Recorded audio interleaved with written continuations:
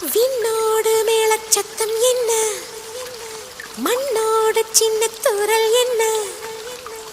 எங்கேதான் சென்றாயோ இப்போது வந்தாயோ, சொல்லாமல் வந்தது போல் இல்லாமல் போவாயோ, தப்பாமல் மீண்டும் சந்திப்பாயோ,